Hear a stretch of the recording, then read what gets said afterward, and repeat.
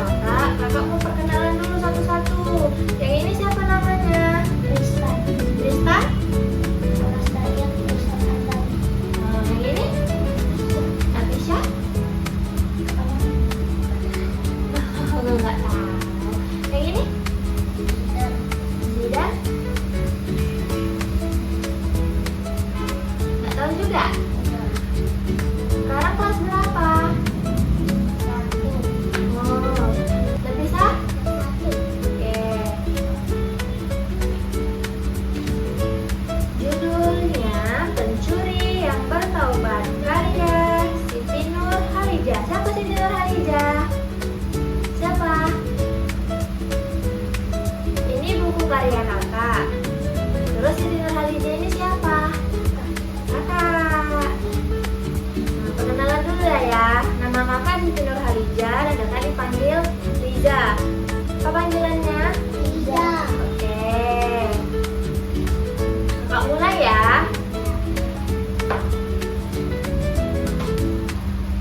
Di tengah malam yang sunyi, seseorang terlihat sedang mengendap-endap ke sebuah kandang domba.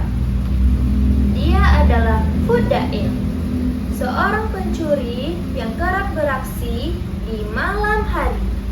Kali ini, dia berniat mencuri seekor domba milik seorang saudagar.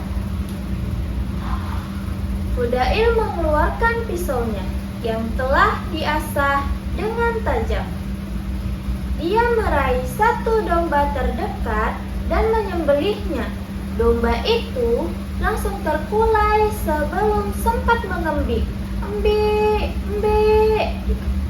Namun, aksinya yang tiba-tiba membuat domba-domba lainnya gelisah, kegaduhan pun terjadi. Satu persatu domba itu mengembik, "Embe, embe." Fudail segera memanggul domba yang sudah terkulai itu dan segera berlari secepat yang ia bisa. Domba itu terasa berat di pundaknya, tapi Fudail tidak berhenti.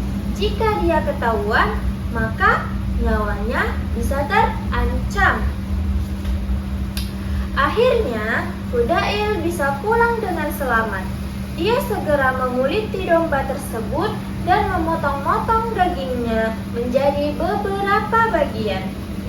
"Besok pagi, aku akan menjual daging domba ini," kata Fudail. "Namun, aku tidak bisa selamanya mencuri kecil-kecilan seperti ini."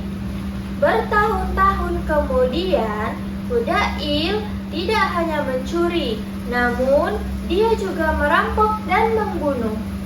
Dia sudah tidak takut pada hukum manusia. Selama dia tidak tertangkap, maka nyawanya akan tetap aman. Begitulah yang dipikirkan oleh Fudail. Orang-orang terdekat Fudail sudah berkali-kali menyuruhnya kembali ke jalan yang benar, berhenti mencuri, namun Fudail tidak pernah mau mendengarkan nasihat itu. "Aku sama sekali tidak takut pada siapapun, apalagi Tuhan yang kalian sembah itu." Hari berikutnya, terdengar kabar bahwa seorang saudagar kaya baru saja pindah ke kota mereka. Rumah saudagar itu sungguh besar dan banyak barang-barang berharga di dalamnya. Orang bilang dia adalah pedagang perhiasan yang sangat sukses. Fudail sama sekali tidak melewatkan kesempatan emas itu. Dia pun menyusun rencana untuk merampok rumah mewah itu. Setelah semua persiapannya siap, Fudail pun pergi. Dengan mudah dia memanjat pagar dan tembok. Kemudian dia bergantung pada sebuah pipa dan meloncat ke lantai 2. "Celaka, ada penjaga!" teriak Fudail dalam hati. Dia tidak menyangka jika berada di lantai 2 ini dijaga dengan ketat. Dia melihat penjaga itu mondar-mandir dan mengawasi sekeliling dengan teliti. Tapi, aku sudah terlanjur ke sini. Tidak mungkin aku mundur lagi, kata Fudail menetapkan dalam hati. Gerakan Fudail begitu gesat tanpa suara. Gerakan mudah dan dengan mudah Fudail melumpuhkan penjaga itu. Ah, sepertinya aku menusuk terlalu dalam. Apakah dia tewas? Gumam Fudail. Sebenarnya dia sudah sering membunuh, namun akhir-akhir ini dia merasa tidak tenang jika membunuh tanpa rencana seperti ini. Fudail meninggalkan penjaga itu dan berjalan menuju jendela bermaksud untuk masuk ke dalam rumah. Namun, langkahnya terhenti ketika dia mendengar sebuah suara yang merdu. Apa ini? Larut malam begini masih ada yang terjaga?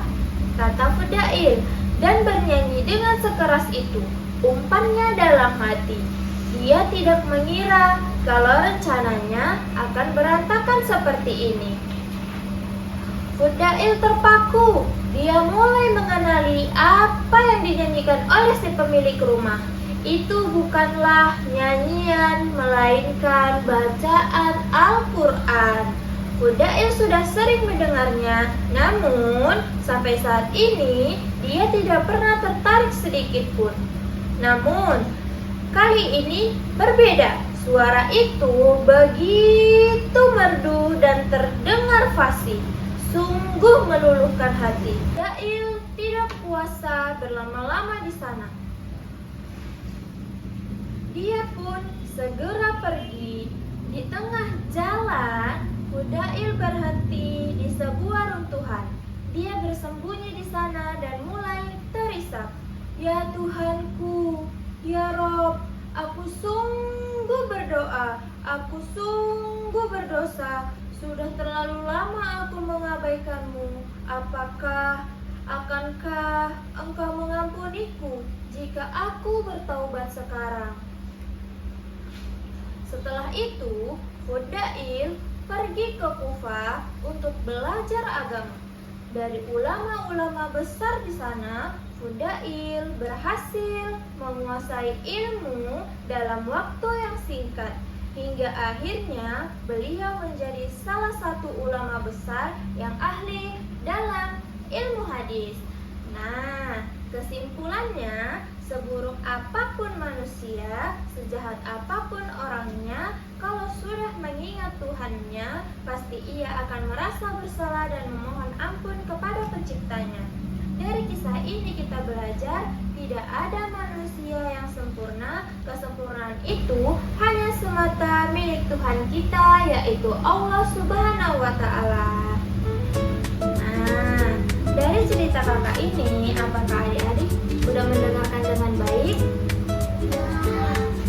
Siapa penjahat yang mencuri domba?